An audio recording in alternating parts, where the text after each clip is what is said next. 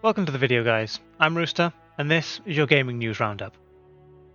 The team at the Evolution Championship Series, a fighting game tournament for those who don't know, have announced that they will be returning for the EVO 2022 in early August, with an announcement stream coming March 8th, but it also brings some unfortunate news. The hit Nintendo brawl game, Super Smash Bros., will not be making an appearance this year.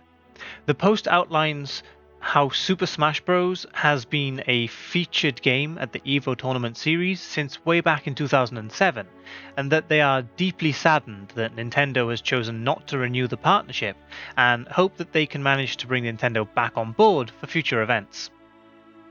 Valve's handheld PC, the SteamDeck, finally started shipping last week for those lucky Q1 pre-orders, and has been getting some pretty good reviews, but there is something that is lacking that I'm sure many wish could be there.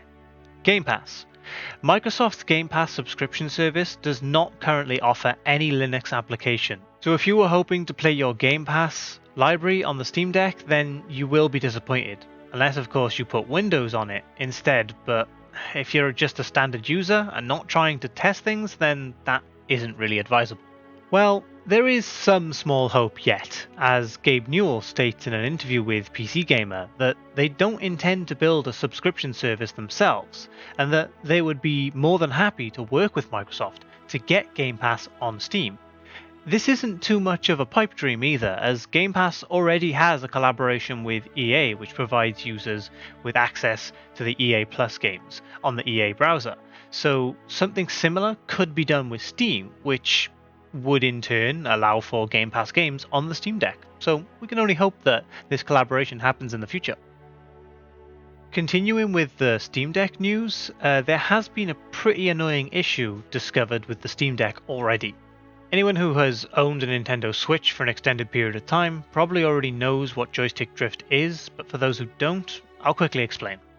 Joystick drift is basically when you release the joystick back to the center, but the controller still reads a very small amount of input, commonly leading to your character or the camera moving slowly in any given direction indefinitely. This problem is fundamentally a problem with joystick design in general, and can happen to any controller, but the Nintendo Switch suffered pretty heavily with this issue. Well, Wario64 tweeted out a video just days after the first batch of people received their Steam Decks, showcasing a small amount of joystick drift already happening for people. A reply to Wario64's tweet by Usama Javed does then point out how modular the Steam Deck is, so although obviously joystick drift isn't a good thing, at least with the Steam Deck it is actually possible to officially replace the joysticks, along with many other parts of the Steam Deck.